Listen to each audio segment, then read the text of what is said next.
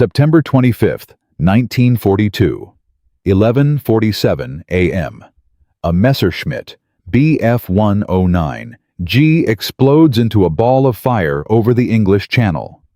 Not from enemy gunfire, not from anti-aircraft shells. The engine detonated itself, pushed past every limit, every red line, every warning the instrument panel could scream, because the pilot refused to accept what his eyes were telling him. He had been chasing a British aircraft for 9 straight minutes at full emergency power. 9 minutes of burning fuel at a rate that would kill him before he reached home. 9 minutes of watching a gap that should have been closing instead grow wider with every passing second. When the engine finally gave out, the last thing Wilhelm Krebs saw before he bailed from his burning cockpit was the British aircraft disappearing calmly into the clouds. Not fleeing, not evading, just flying, as if he had never existed. That British aircraft carried no guns, no armor, no defensive turrets. It was built almost entirely from wood. And it was at that moment the most feared aircraft over occupied Europe, not because of what it could destroy, but because of what it could do, that nothing in the German arsenal could stop. By the end of 1943, German fighters would attempt over 800 interceptions of this aircraft. They would succeed fewer than a dozen times. The Luftwaffe would spend millions of Reichsmarks, deploy their most decorated aces, form 2 entire fighter wings, dedicated to a single purpose, and walk away with nothing. Goering himself would stand before the leaders of German aviation industry and admit with rage shaking in his voice that the British had humiliated the Reich with something every piano factory in England was building in its spare time. This is the story of the de Havilland Mosquito. And it begins not with a general, not with a decorated pilot, not with a genius in a laboratory. It begins with a furniture salesman named Geoffrey de Havilland, who believed the most dangerous thing in the sky didn't need to fight anyone. It just needed to be faster than everything trying to kill it. The year is 1938. Europe is 6 months from the catastrophe that will consume it, though most people in the British government are still pretending otherwise. The Royal Air Force is in the middle of a massive modernization program. Spitfires rolling off production lines, Hurricanes being tested over the Channel, the entire machinery of British air power being rebuilt from the ground up after years of criminal neglect. And inside a cramped design office in Hatfield, Hertfordshire, Geoffrey de Havilland is staring at a blank sheet of paper with an idea that his superiors at the Air Ministry have already told him is completely irredeemably insane. The idea is this: build a bomber that carries no guns. Not because guns are too expensive, not because the engineers can't figure out how to mount them, but because guns are weight. Weight is drag. Drag is the enemy of speed.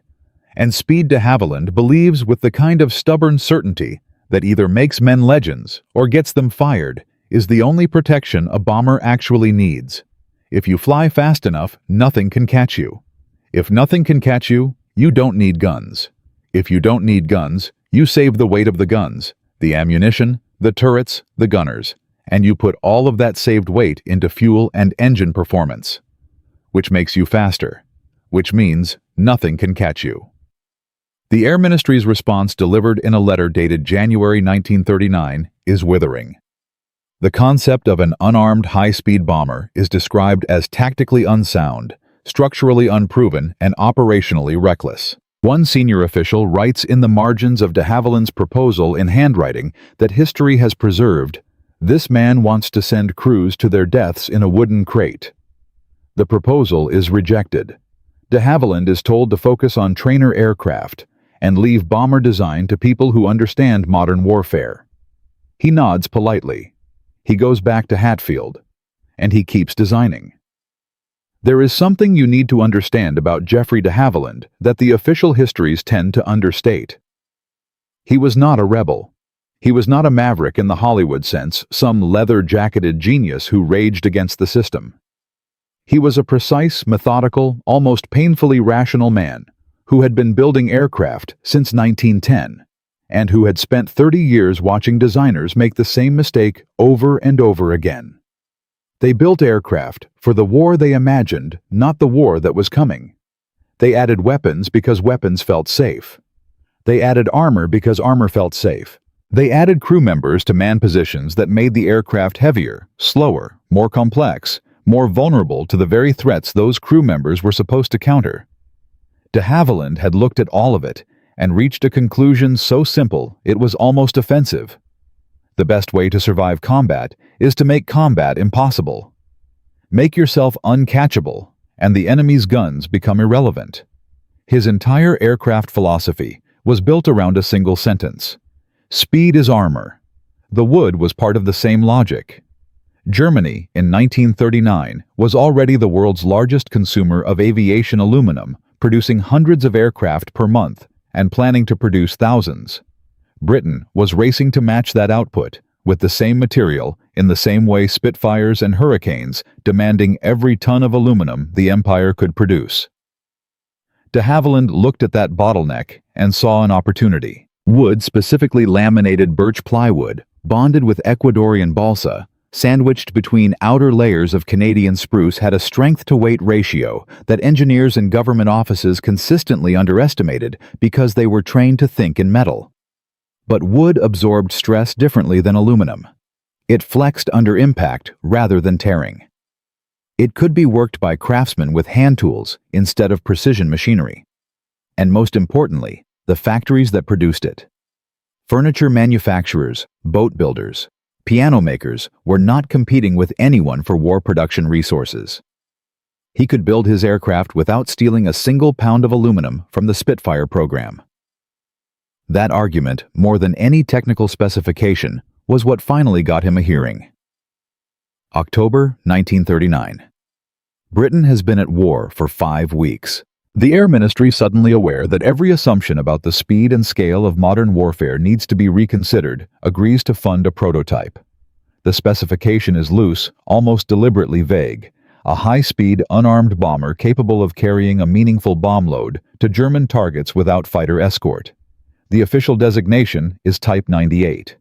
De Havilland immediately calls it the Mosquito. He has 18 months to build something that has never been built before. He has a team of designers, most of whom are convinced the whole project is going to kill someone. He has a factory in Salisbury that used to make furniture. And he has the two most important things any engineer can possess in wartime: a clear idea of what he wants to achieve, and a complete indifference to the opinion of people who tell him it cannot be done. The design that emerges from those 18 months is, in retrospect, one of the most elegant engineering solutions in the history of aviation. The fuselage is a single shell of laminated wood molded in 2 halves, like a clam, joined along the center line with precision that rivals metal construction. The wings are a single piece spanning 54 feet, with the same laminated construction, so structurally integrated with the fuselage that the whole airframe behaves as one unit under stress, rather than the collection of bolted-together components that defined conventional aircraft.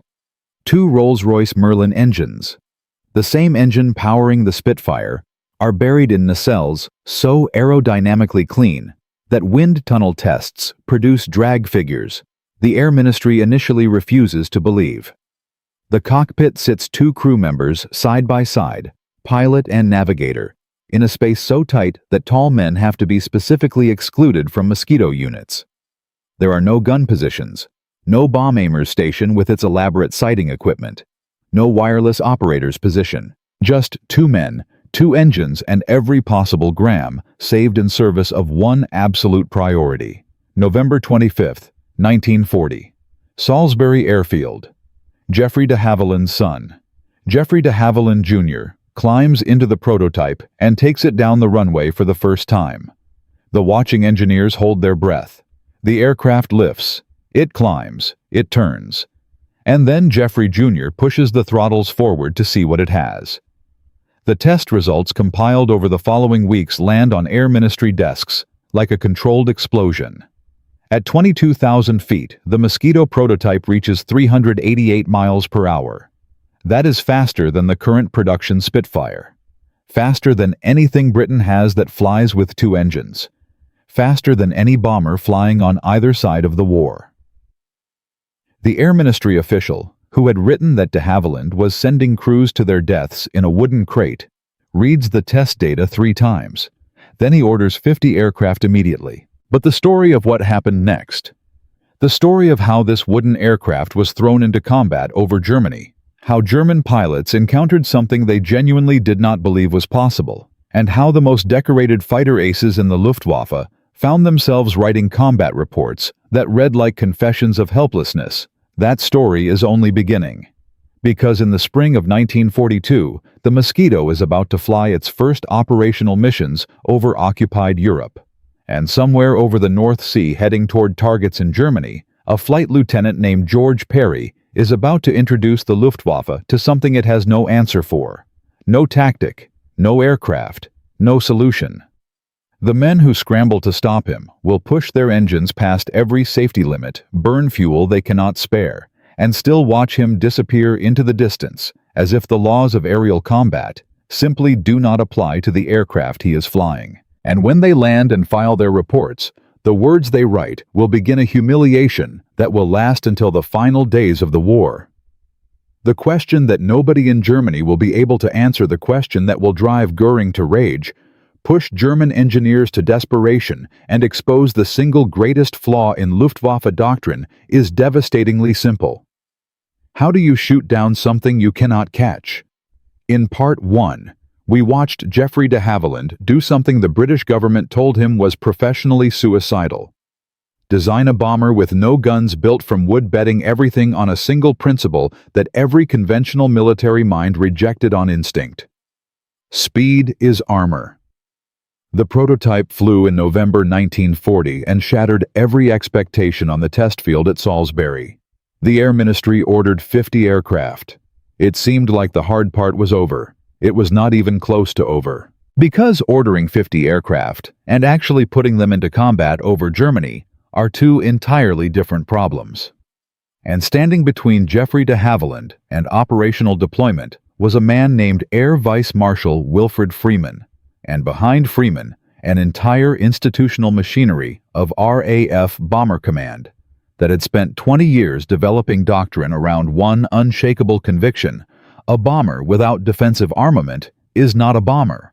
It is a coffin with wings. By spring of 1941, Bomber Command's losses over Germany had reached levels that were difficult to discuss in public without triggering a national crisis.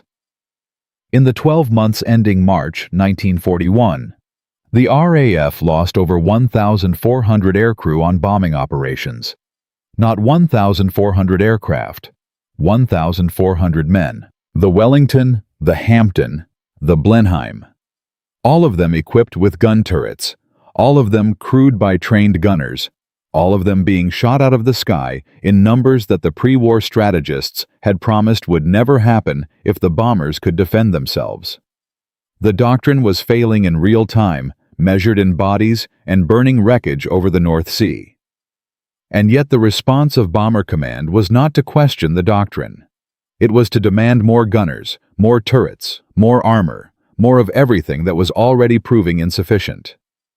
Group Captain Douglas Richardson, the officer assigned to evaluate the Mosquito for operational deployment, called de Havilland's design team to a meeting at High Wycombe in April 1941.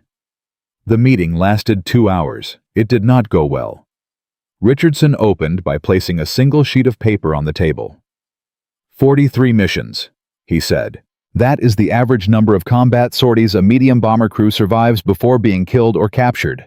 43. With defensive armament, with trained gunners, with every protection current doctrine can provide. And you are proposing to send 2 men into German airspace with nothing. No guns, no gunner. 2 men in a wooden box trusting that your speed calculations are correct. He paused. What happens when they are not correct?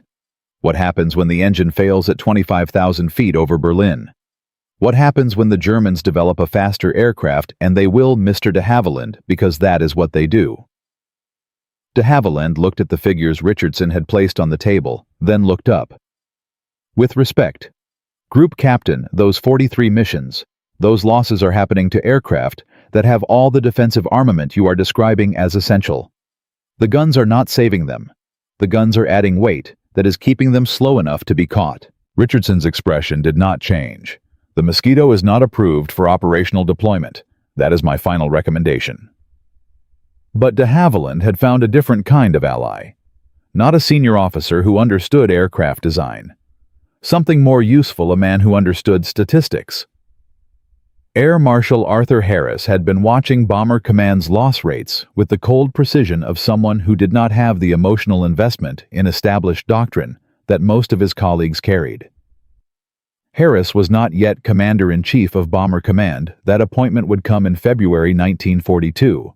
But his influence was growing, and he had read every performance report on the Mosquito prototype with the attention of a man who recognized a solution when one appeared. He summoned de Havilland to his office in May 1941. The meeting lasted 11 minutes. Harris asked 3 questions. How fast at 25,000 feet? What bomb load? What range? De Havilland answered 380 miles per hour, 2,000 pounds, 1,500 miles. Harris nodded once. Get it ready, he said. I will handle Richardson. What Harris understood, and what Richardson's institutional thinking prevented him from seeing, was a distinction that sounds simple in retrospect, but was genuinely revolutionary in 1941. Richardson was asking, can this aircraft survive if it is intercepted? Harris was asking a different question entirely. Can this aircraft avoid being intercepted in the first place? They were not the same question. And the Mosquito's answer to the second question was so overwhelming that the first question became almost irrelevant. The formal operational evaluation was scheduled for September 15, 1941, at RAF Benson in Oxfordshire. The test would be witnessed by Richardson, 2 members of the Air Ministry Procurement Board, and a representative from the Ministry of Aircraft Production. The parameters were deliberately punishing a simulated combat mission profile, flying at operational altitude, carrying full bomb load, timed against the standard interception response profile of a German radar and fighter network. If the Mosquito could not demonstrate a meaningful speed advantage over current German fighter capability, the program would be cancelled. Not delayed. Cancelled.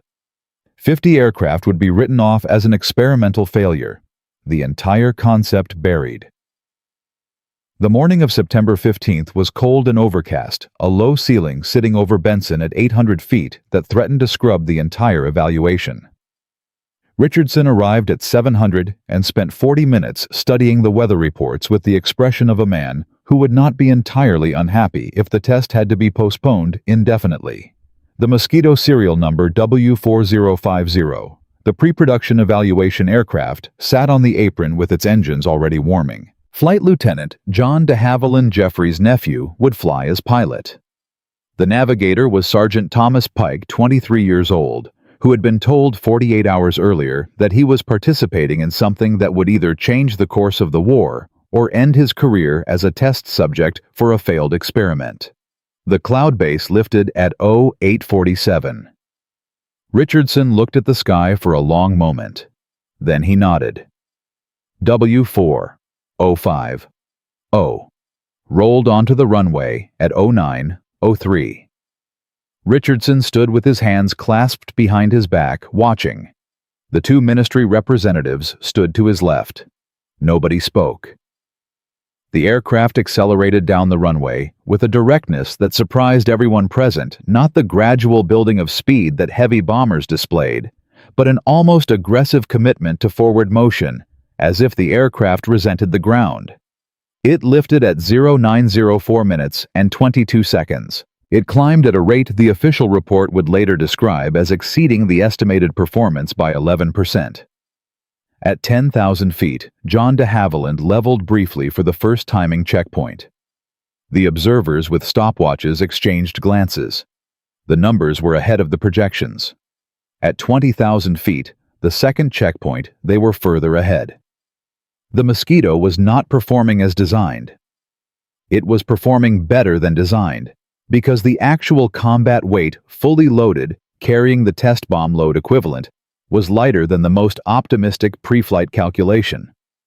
At 25,000 feet, John de Havilland pushed the throttles to maximum continuous power. The airspeed indicator climbed past 360, past 370, past 380. It settled at 392 miles per hour. Steady. Holding.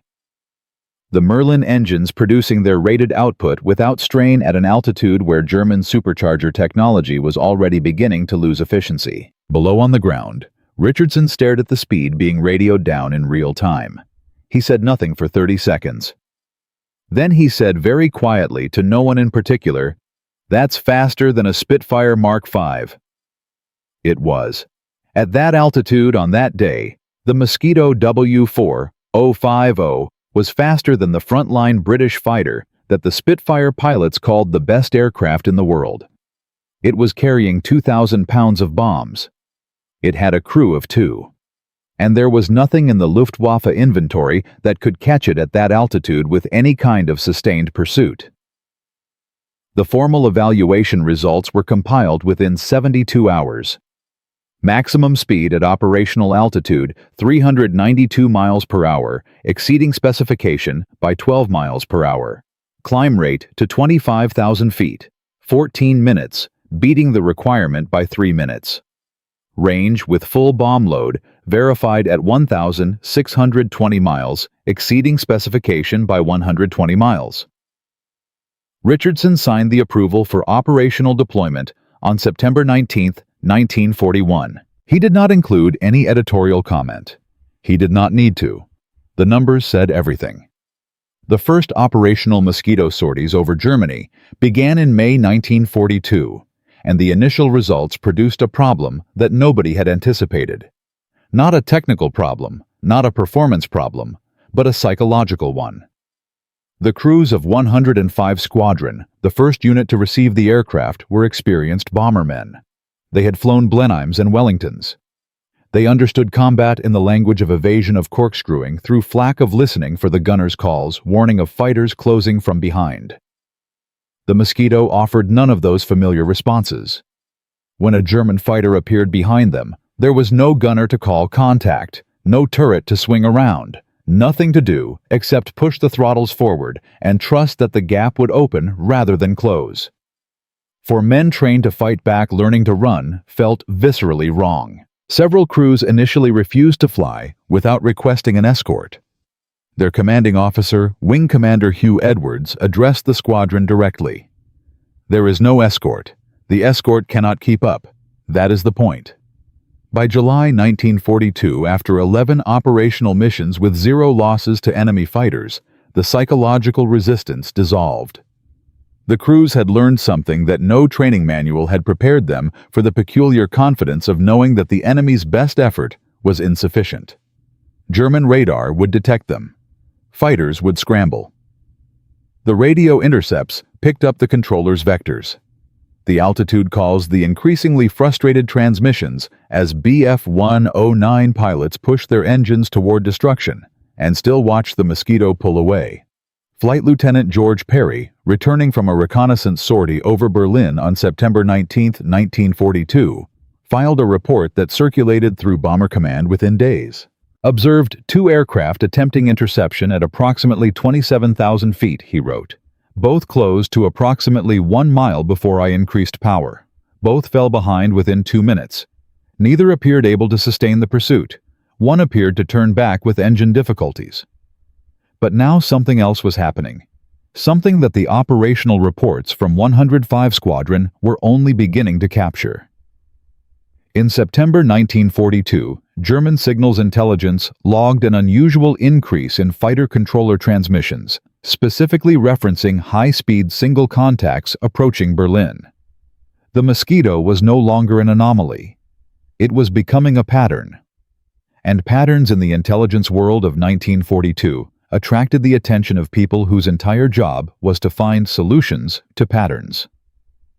In October, 3 separate Luftwaffe units received orders to begin developing interception tactics for high-speed unarmed bombers operating above 25,000 feet. The orders came directly from Goering's headquarters, which meant that Goering himself now knew about the Mosquito. And Goering's reaction to problems he could not solve was not acceptance. It was fury that moved resources, restructured units, and placed careers and lives in direct jeopardy. In Berlin, a 32-year-old engineering officer named Major Dietrich Peltz was handed a file of combat reports and given a single instruction: find a way to stop it. Peltz read the reports. He read them again. Then he wrote a memo to his superior that contained a sentence which, had anyone in the RAF known about it, would have been taken as the highest possible compliment. The aircraft in question, Peltz wrote, does not behave like a bomber. It behaves like physics. He had 8 months to find something physics couldn't outrun. The question was whether 8 months was enough time, because in early 1943, the Mosquito was about to stop being used merely for reconnaissance and precision strikes. Bomber Command was preparing to use it in a role that would expose every weakness in German air defense simultaneously, and the Germans were about to discover that the aircraft they had been failing to intercept individually was even more dangerous when it appeared in numbers. Over a city.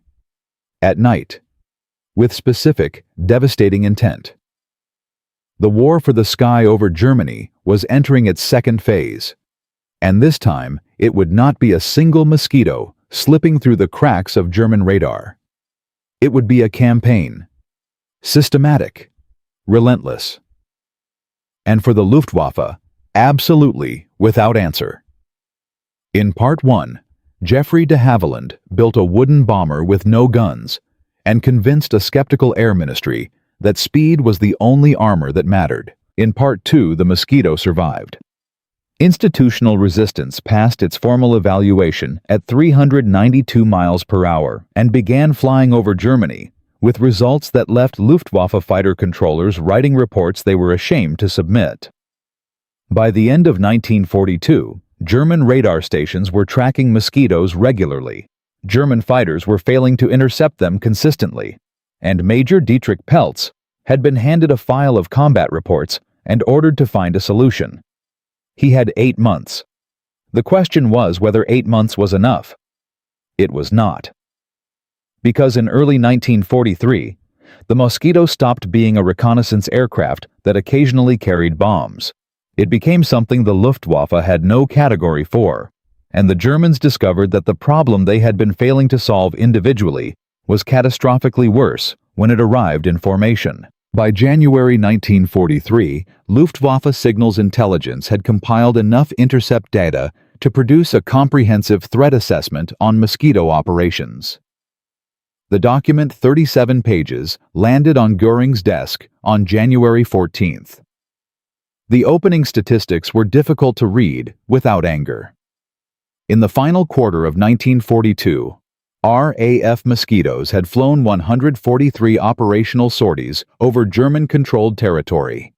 German fighters had been scrambled 89 times in response. Confirmed interceptions resulting in any engagement whatsoever 4. Confirmed Mosquito losses to Fighter Action 1, and that aircraft had already been experiencing engine trouble before the German pilot made contact. The math was unambiguous. The Luftwaffe's interception success rate against the Mosquito was running at approximately 1.1%. Against conventional RAF bombers. During the same period, the success rate was 23%. The Mosquito was not just harder to catch. It was in a different category of problem entirely. Göring's response to the assessment was to convene a meeting at Hall on January 19th that lasted 4 hours and produced no useful conclusions. He demanded new aircraft. He demanded new radar.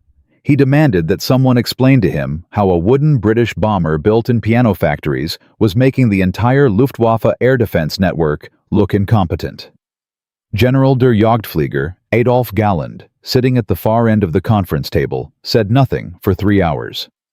Then he said the only thing that was actually true: we cannot catch it with what we have.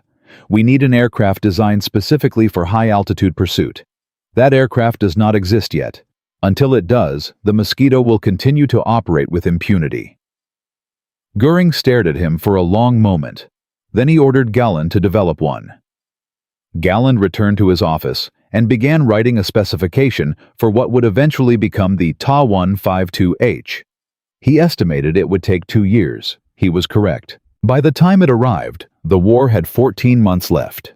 The intelligence failure that compounded Germany's tactical failure was the assumption that the Mosquito program was limited in scale. German assessments in late 1942 estimated that de Havilland could not be producing more than 30 to 40 aircraft per month, given the apparent complexity of laminated wood construction. The actual production figure for January 1943 was 97 aircraft.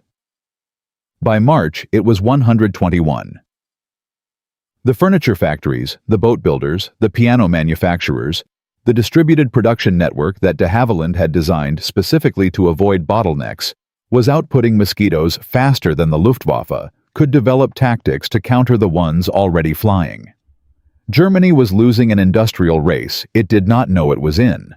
But the Mosquito program was not without its own crisis. In February 1943, 3 aircraft from 105 Squadron were lost in a single week, not to German fighters, but to structural failures at high speed in cold air. The laminated wood construction, so elegant in temperate conditions, was behaving unexpectedly at extreme altitude in winter temperatures. Glue joints were contracting differently than the surrounding wood under sustained cold, creating microfractures that became catastrophic failures under the stress of maximum speed flight. 7 men were dead. The program had no German enemy to blame. The enemy was physics and cold air and the limits of what wood could endure when pushed to the edge of its tolerance repeatedly. The investigation that followed was brutal. Group Captain Richardson, whose operational approval de Havilland had secured only 18 months earlier, submitted a formal request to the Air Ministry to suspend Mosquito operations pending a comprehensive structural review. He cited the 3 losses. He cited the temperature data. He cited with the careful precision of a man who had always believed the program moved too fast, that experimental aircraft deployed at scale before their failure modes were fully understood had a tendency to kill people in clusters rather than individually. De Havilland's engineers worked for 11 straight days without meaningful sleep. They identified the specific glue formulation that was failing, replaced it with a modified compound that maintained adhesion to -40 degrees Celsius, and reinforced 4 specific airframe joints that the temperature data identified as the highest stress failure points. The fix added 11 pounds to the aircraft's empty weight. It reduced top speed by less than 2 miles per hour. Operations resumed on February 28, 1943. Richardson's suspension request was denied. The structural crisis had cost 3 weeks of operational tempo at the worst possible moment. Because on January 30, 1943, while the investigation was still ongoing while de Havilland's engineers were still pulling apart failure data, 3 Mosquitoes from 105 Squadron had done something that made every previous mission look like a training exercise. And the story of what happened that morning over Berlin was now the only thing anyone in RAF Bomber Command wanted to talk about. January 30th, 1943. 10:58 a.m. Berlin. Hermann Göring is speaking on national radio. The occasion is the 10th anniversary of Hitler's rise to power. The speech is being broadcast across Germany, carried on every major frequency heard in homes and factories and military installations from the Rhine to the Eastern Front. Göring is mid-sentence describing Luftwaffe strength. German air superiority. The absolute security of the Reich's skies when the first German radar station north of Berlin picks up 3 contacts approaching from the northwest at 25,000 feet. Speed over 380 miles per hour. The controller's voice on the fighter frequency is controlled, but tight. Fast contacts northwest approach altitude 25,000 speed estimated 380 plus. Scramble available intercept. 16 Bf-109s get airborne within 4 minutes. They climb hard. The 3 contacts maintain course. They do not deviate. They do not evade.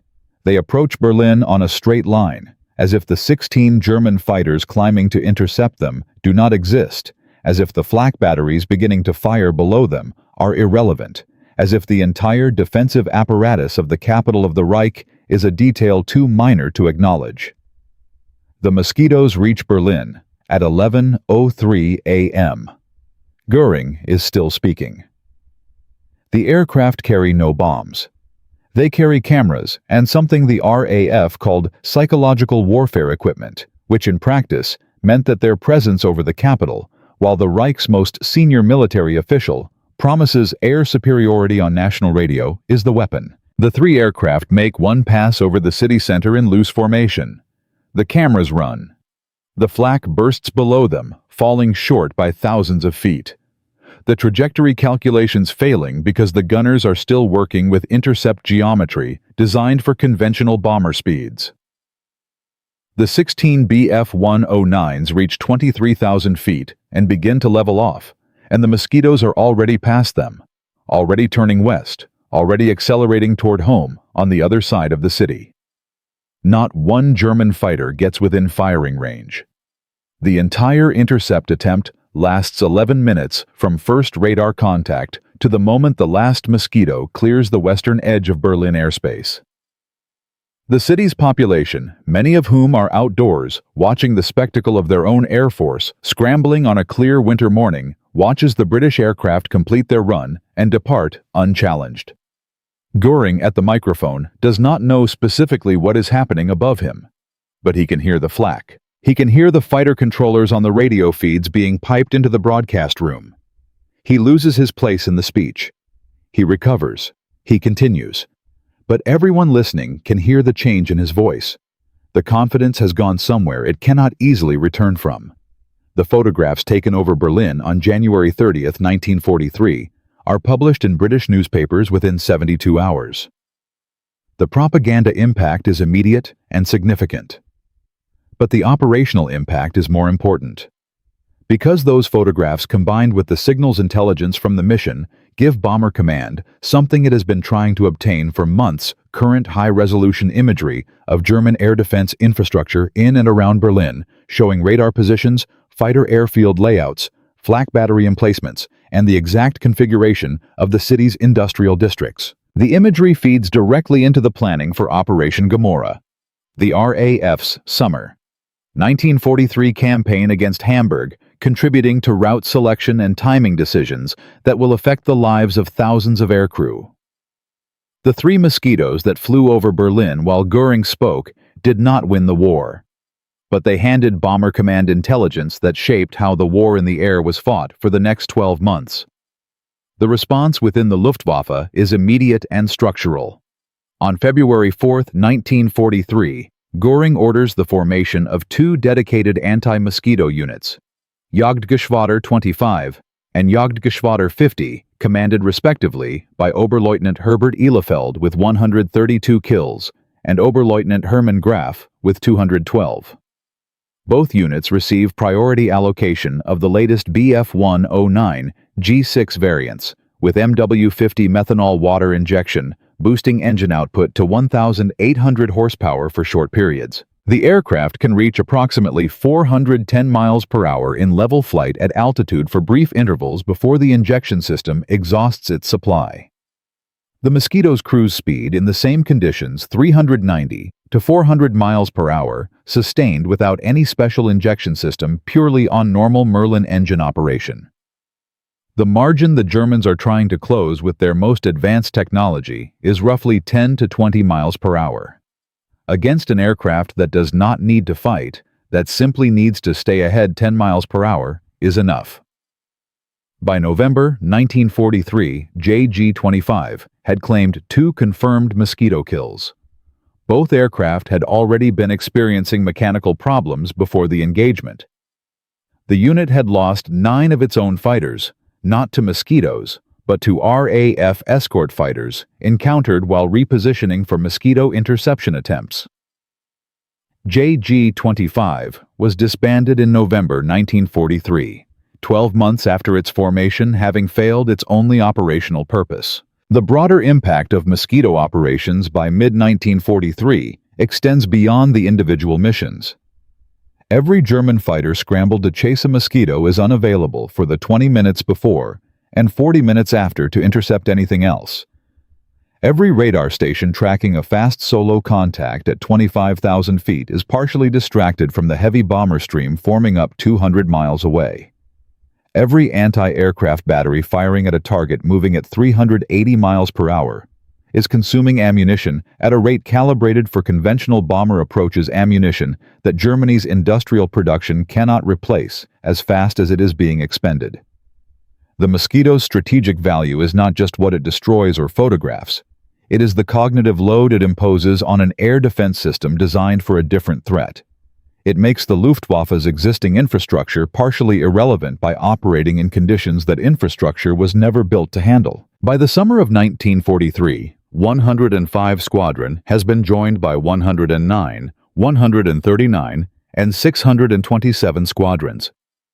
The Mosquito has been modified into 8 distinct variants: Bomber Reconnaissance, Night Fighter Pathfinder, Low-Level Strike, Maritime Patrol, Electronic Countermeasures, and High-Altitude Interceptor, all sharing the same basic airframe, the same production lines, the same spare parts.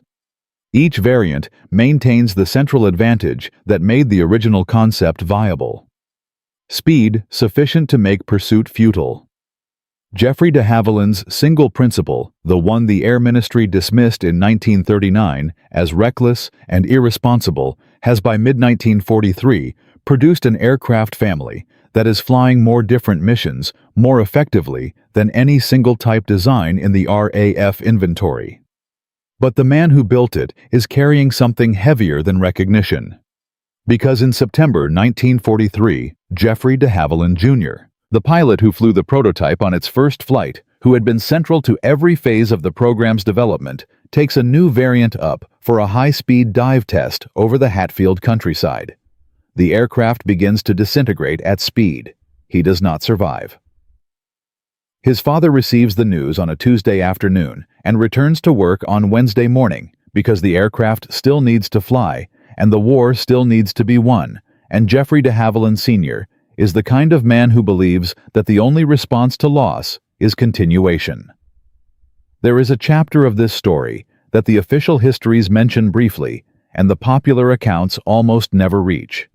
It is the chapter about what happened after the war ended, about what Geoffrey de Havilland did with what he had built and what the Mosquito's legacy meant for the men who flew it, the men who tried to stop it, and the question of what it means when a single correct idea, pursued with absolute stubbornness against institutional resistance, official rejection, and personal catastrophe, changes the outcome of something as large as a world war.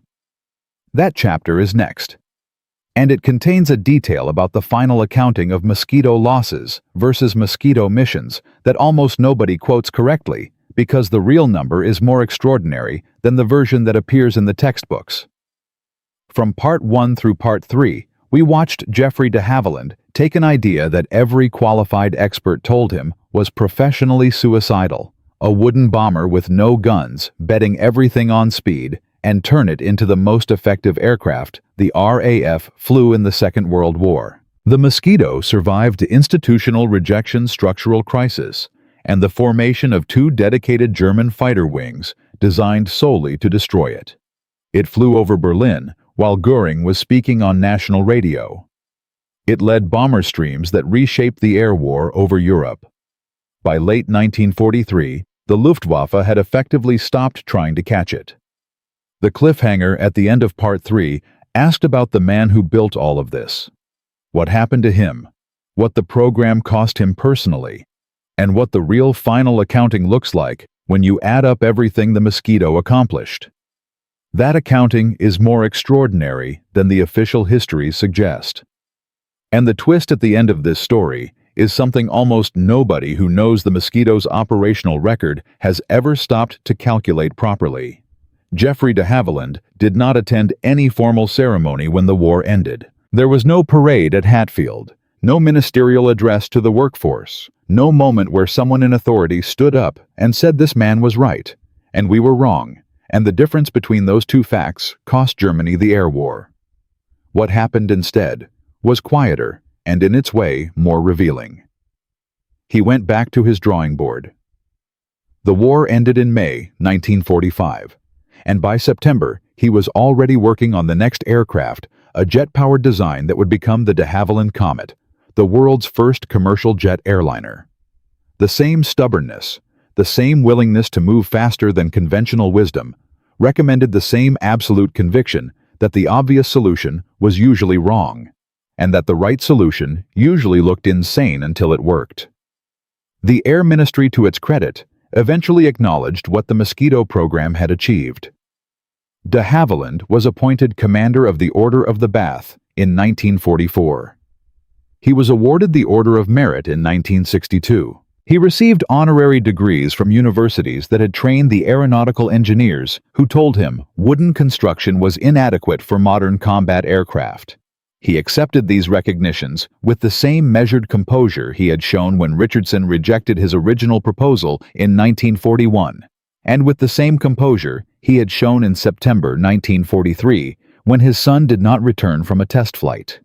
He never publicly expressed bitterness toward the institution that delayed his program by 18 months. He never gave the interview where he said what most people in his position would have said, that the men who dismissed him had cost lives by slowing the deployment of an aircraft that could have been operational a year earlier. He kept building aircraft. He died in 1965 at the age of 82. Still working, still designing, still convinced that the most important thing an engineer could do was identify what actually mattered and refuse to include anything else. His son's death remained the private center of gravity around which everything else in his post-war life orbited. Geoffrey Jr. had been the pilot who proved the concept was real on that cold morning at Salisbury in November 1940. He had spent 3 years as the program's primary test pilot, accumulating flight time, in conditions no production pilot would ever face, pushing the aircraft through its entire performance envelope, so that the men who flew it operationally would know its limits before they found them accidentally. When the high-speed dive test killed him in September 1943, the war had 14 months left. The aircraft he died in went on to fly 3,400 more operational sorties before the armistice. His father oversaw every one of those variants from the same office at Hatfield, where the original concept had been drawn on blank paper in 1938. The technical legacy of the Mosquito extends far beyond what is typically described in aviation histories, which tend to focus on the aircraft itself and undercount the principles it established. The Mosquito was the first aircraft in operational service to demonstrate conclusively that speed could replace defensive armament as the primary protection mechanism for a strike aircraft, and that this was not a tactical compromise, but a fundamental design philosophy that produced better results across almost every metric: lower loss rate, higher mission completion rate, greater flexibility of role, simpler logistics. The principle did not disappear with the Mosquito. It became the foundational concept behind every fast jet strike aircraft developed after 1945. The English Electric Canberra, which entered RAF service in 1951 and flew reconnaissance missions over denied territory for 30 years, was explicitly designed around the same principle, high altitude and high speed, as primary survivability mechanisms. The American U-2 and SR-71 programs, which defined strategic reconnaissance from the late 1950s onward, are direct intellectual descendants of the Mosquito's logic. The SR-71 Blackbird, capable of 2,200 miles per hour, was never shot down by any hostile aircraft or missile during its operational life. Its cruise protection was exactly what de Havilland had proposed in 1939 for a wooden twin-engine aircraft, doing 400 miles per hour, pure speed, making interception geometrically impossible. The principle scaled. The principle endured. The principle was correct in 1939, and it is still correct today, embedded in the design philosophy of every aircraft built primarily for penetration of defended airspace, rather than air superiority combat.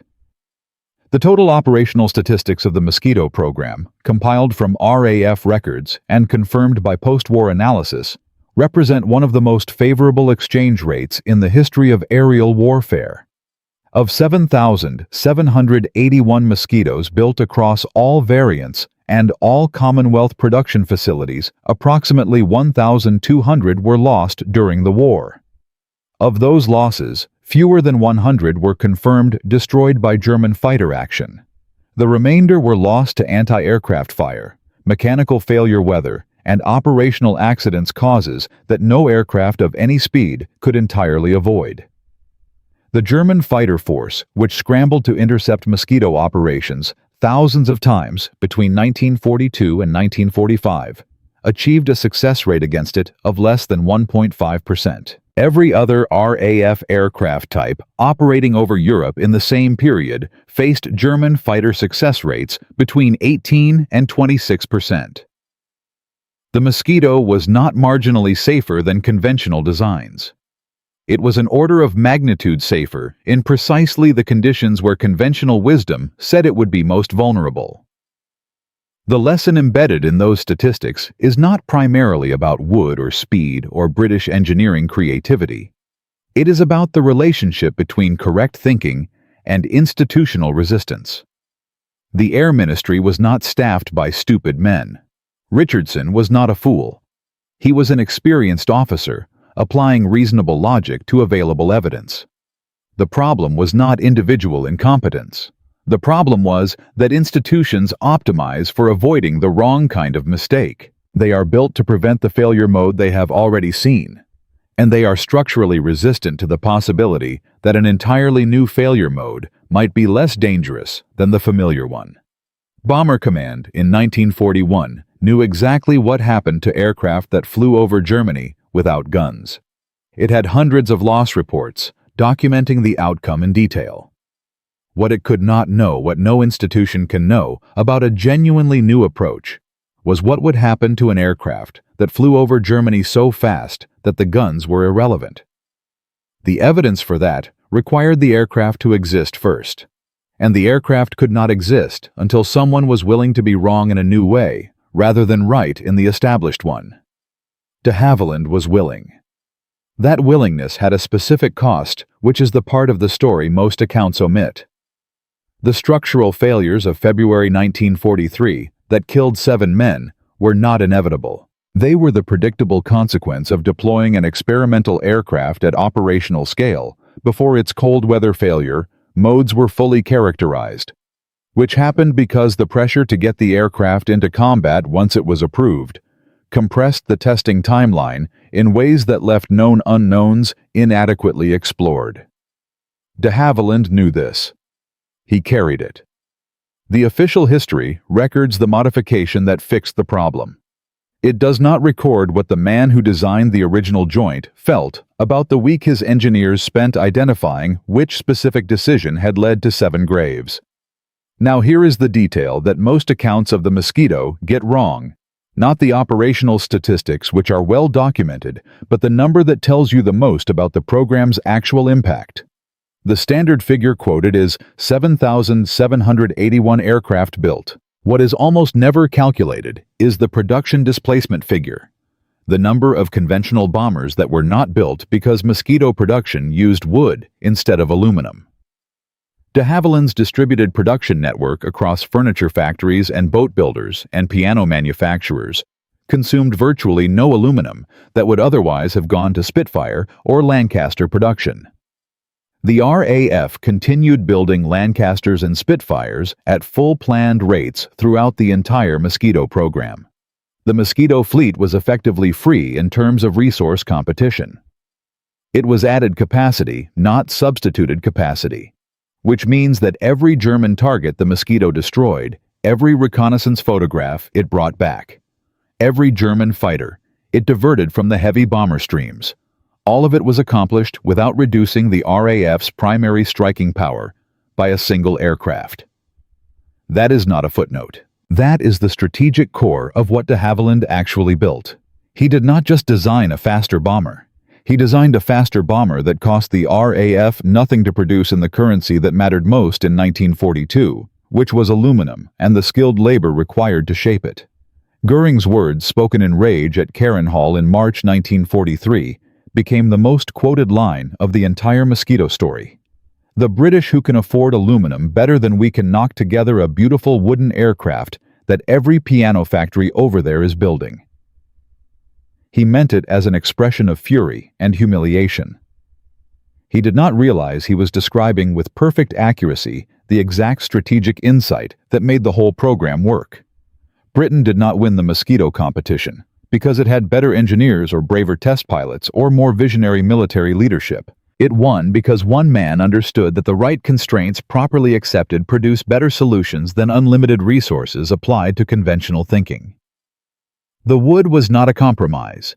The wood was the answer. From a furniture salesman's sketch on blank paper in 1938, dismissed in writing by the Air Ministry, as the idea of a man sending crews to their deaths to 7,781 aircraft flying every role the RAF needed over 6 years of the most technically demanding air war in history, Geoffrey de Havilland proved that the most dangerous thing in any conflict is not the side with the most resources or the most experience or the loudest institutional confidence. It is the side with the clearest understanding of what actually matters. The Mosquito did not survive the war. It dominated it. And it did so by being exactly what everyone said it could not be fast enough, that the enemy's most determined effort to stop it was in the end simply not enough. If this story made you think differently about how good ideas survive bad institutions, there are 50 more like it, buried in the history of the Second World War, innovations dismissed as insane, then adopted out of desperation, then recognized as inevitable. Share the one you know in the comments. Subscribe if you want us to find the rest. Because history's most important lessons are almost always in the stories that didn't make the textbooks. The fastest lesson is always the hardest one to teach, and the hardest one to forget.